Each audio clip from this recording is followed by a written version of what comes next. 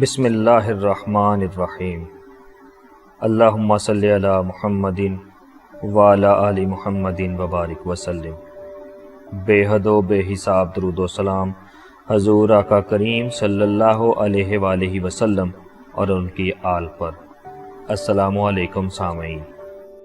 اب جس طرح آقا صلی اللہ علیہ وآلہ وسلم کی امت قیامت تک ختم نہیں ہو سکتی، اسی طرح امام حسین رضی اللہ تعالیٰ عنہ کا ذکر قیامت تک ختم نہیں ہو سکتا، اس لیے کہ اب امام حسین رضی اللہ تعالیٰ عنہ ایک فرد نہیں رہے بلکہ وہ پوری امت بن گئے۔ اس لیے تو کہا جاتا ہے انسان کو بیدار تو ہو لینے دو، انسان کو بیدار تو ہو لینے دو، ہر قوم پکارے گی ہمارے ہیں حسین۔ سامعین، آقا صلی اللہ علیہ وآلہ وسلم نے حسین رضی اللہ تعالی عنہ کو اجتماعی تسلسل دے دیا، حسین رضی اللہ تعالی عنہ کو حیات دائمی دے دی۔ آقا صلی اللہ علیہ وآلہ وسلم نے ذکر حسین رضی اللہ تعالی عنہ کو اجتماعیت دے دی۔ ایک شاعر نے کیا خوب کہا، حسین جیتیں گے آخر یزید ہارے گا، جناح سے آئی ہیں زینب یہ فیصلہ لے کر۔ سامعین، سیدہ زینب رضی اللہ تعالی عنہا جنت سے یہ فیصلہ اللہ کی بارگاہ سے لے کر آئی ہیں اور دمشق کے منبر پر سنا رہی ہیں، مدینے کی گلیوں میں سنا رہی ہیں، بدبخت یزید کے دربار میں سنا رہی ہیں، سرے بازار سنا رہی ہیں کہ حسین رضی اللہ عنہ جیتیں گے، آخر یزید ہارے گا۔ لوگوں، ہمارے سر قلم کر کے یہ نہ سمجھنا کہ حسین رضی اللہ عنہ شہید ہو گیا، خانوادہ رسول صلی اللہ علیہ وآلہ وسلم کو شکست دے دی گئی اور یزید جیت گیا۔ نہیں، یہ نہیں، بلکہ یزید ہارے گا۔ آج امام حسین رضی اللہ عنہ کا نام ہر آئے روز فروغ پاتا جا رہا ہے اور یزید بدبخت کا نام و نشان نہیں ملتا۔ یزید کی قبر اور امام حسین رضی اللہ عنہ کی قبر کا موازنہ کر لو۔ امام حسین رضی اللہ عنہ کی قبر کے حسن پر عرش بھی رشک کرتا ہے، جبکہ دمشق میں باب الصغیر میں یزید کی قبر کوڑا کرکٹ کی جگہ ہے، کیونکہ وہ ہار گیا۔ آقا علیہ السلام نے امام حسین رضی اللہ عنہ کو ایک امت کی مانند کہا۔ امت کا اشارہ کثرت کی طرف ہوتا ہے۔ حضور صلی اللہ علیہ وآلہ وسلم نے ایک غیبی مستقبل کی خبر بھی دی ہے کہ تم یہ نہ سمجھنا کہ کربلا میں سارا خانوادہ ختم کر دیا، صرف ایک زین العابدین زندہ رہ گئے۔ یہ نہ سمجھنا کہ ایک بیٹے سے نسل کتنی آگے بڑھ سکتی ہے۔ سن لو، ہوا سبتو من الاسباط، ایک زین العابدین سے پوری امت نکلے گی۔ آج یزید کی نسل کٹ گئی اور امام حسین رضی اللہ عنہ کی، زین العابدین رضی اللہ عنہ کی نسل ساری دنیا میں پھیل گئی، کیونکہ حضور صلی اللہ علیہ وآلہ وسلم نے امام حسین رضی اللہ عنہ کو امت بنا دیا۔ سامعین، امام حسین رضی اللہ عنہ کی شہادت سیرت محمدی صلی اللہ علیہ وآلہ وسلم کا ایک باب ہے۔ جس طرح سیرت محمدی صلی اللہ علیہ وآلہ وسلم کو تسلسل و دوام ہے، کبھی انقطاع و اختتام نہیں ہوگا، اسی طرح ذکر حسین رضی اللہ عنہ، ذکر عظمت حسین رضی اللہ عنہ اور پیغام حسین رضی اللہ عنہ کو دوام ہے، کبھی اختتام نہ ہوگا۔ یہی وجہ ہے کہ شہادتیں بہت تھیں، مگر کسی شہادت کا ذکر میرے آقا صلی اللہ علیہ وآلہ وسلم نے نہیں کیا۔ ذکر شہادت حسین رضی اللہ عنہ کرنا خود سنت مصطفیٰ صلی اللہ علیہ وآلہ وسلم ہے۔ سامعین، ہم ذکر امام حسین کی محافل سجا کر سنت رسول صلی اللہ علیہ وآلہ وسلم ادا کر رہے ہیں، اس لیے کہ ابھی شہادت حسین کو 57-58 سال باقی تھے، مگر حضور صلی اللہ علیہ وآلہ وسلم نے کربلا تک کا ذکر امت کو بتا دیا، حتیٰ کہ سن شہادت کے بھی نشاندہی فرما دی، قاتلوں تک کا بھی بتا دیا کہ کون ہوں گے۔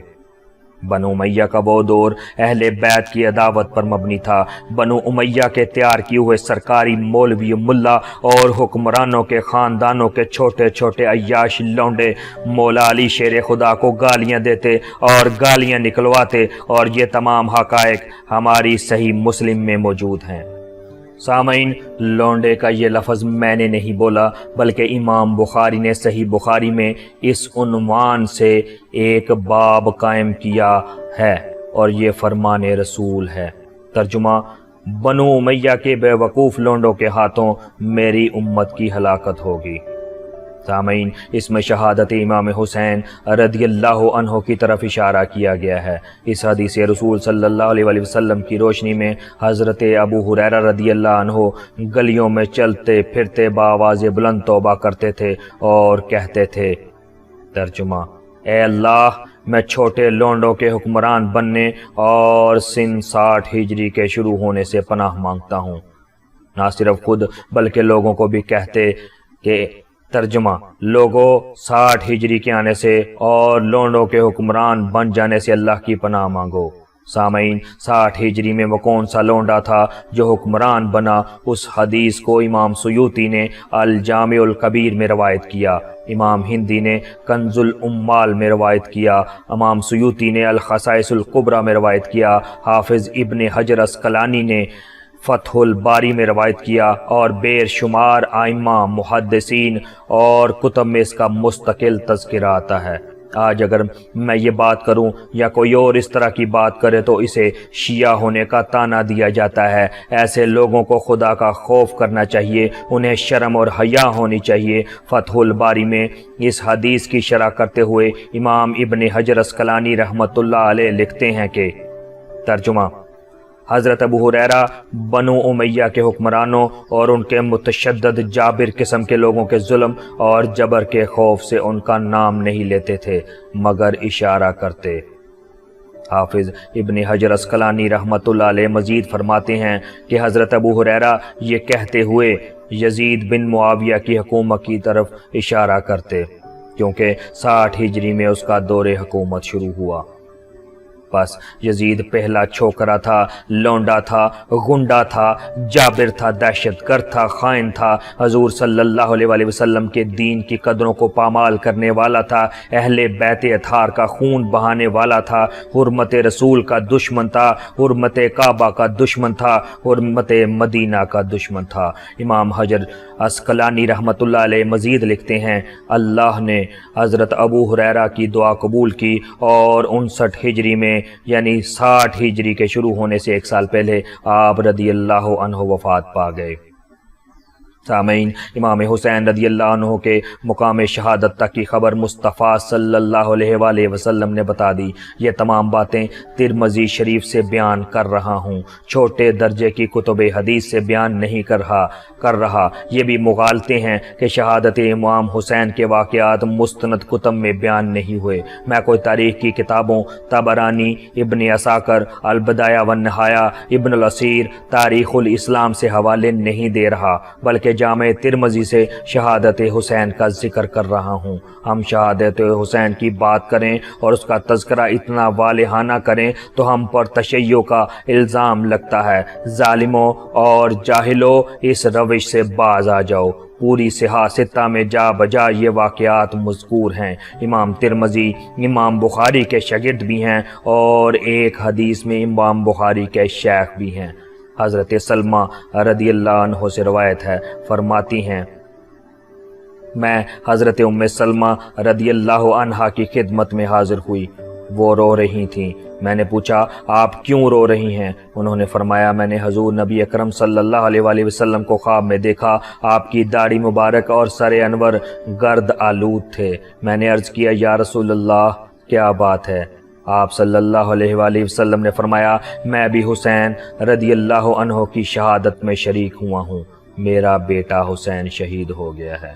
سامعین، ثابت ہوا کہ 10 محرم الحرام کے دن تاجدار کائنات صلی اللہ علیہ وآلہ وسلم میدان کربلا میں تھے اور آنکھوں سے دیکھ رہے تھے کہ حسین، ظاہری حیات میں تجھے میں نے کندھوں پر اٹھایا اور اپنی زبان چسائی، آج میری محبتوں اور شفقتوں کی لاج رکھ لینا، تجھے پالا اس لیے تھا کہ کربلا کے دن تو استقامت کا پہاڑ بن جائے۔ सामीन, इमाम तिरमिज़ी जैसे हमारे इमामों ने शहादत इमाम हुसैन का जिक्र इस जामे तिरमिज़ी में कितना किया है, कोई पढ़ कर तो देखे। अगर पढ़ते तो खारजियत की गर्द आप पर ना पड़ती, ये कैफियत ना होती और मोहब्बत अहले बैत से इतना कट ना जाते। हज़रत अनस बिन मालिक रदियल्लाहु अन्हु से रिवायत है, फरमाते हैं कि मैं इब्ने ज़ियाद के पास मौजूद था कि हज़रत इमाम हुसैन रदियल्लाहु अन्हु का सर अनवर लाया गया तो वो एक छड़ी से आपके नाक पर मारने लगा और कहा, मैंने इन जैसा हुसन नहीं देखा। हज़रत अनस रदियल्लाहु अन्हु फरमाते हैं, मैंने कहा वो इन लोगों में से थे जो हुज़ूर नबी अकरम सल्लल्लाहु अलैहि वसल्लम से ज़्यादा मुशाबह थे। बाज़ लोग आज इन वाक़यात को मन घड़त कहते हैं, इसलिए कि किसी मुल्ला ने जो कह दिया वही आगे फैलता रहा। जिसकी ज़ुबान जितनी लंबी है उसने उतना लोगों को वर्गलाया।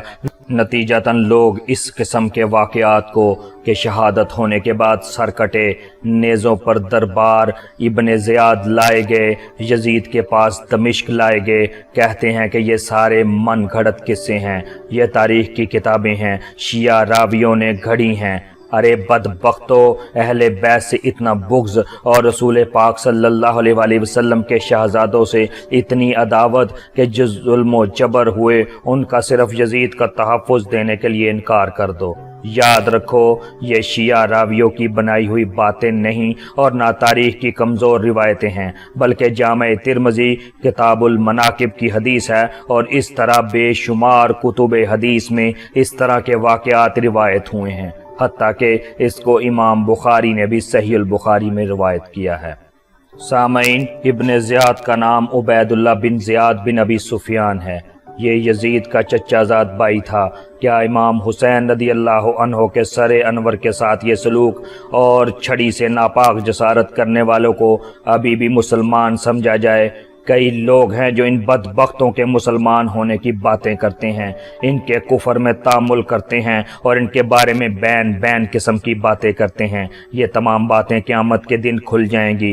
खुदा की कसम, सैयदा फ़ातिमा तो ज़हरा रदियल्लाहु अन्हा ने रोज़े क़यामत जिसे चुन चुन कर कह दिया कि यह जन्नत नहीं जा सकता, तो वो कतन जन्नत नहीं जा सकता, इसलिए कि वो जन्नत की मालिका होंगी। वही जन्नत में जाएगा जिसको इजाज़त सैयदाए कायनात व हसनैन व करीमैन हजूर सल्लल्लाहु अलैहि वसल्लम की अहले बैत और मेरे आका सल्लल्लाहु अलैहि वसल्लम की रज़ा मिलेगी।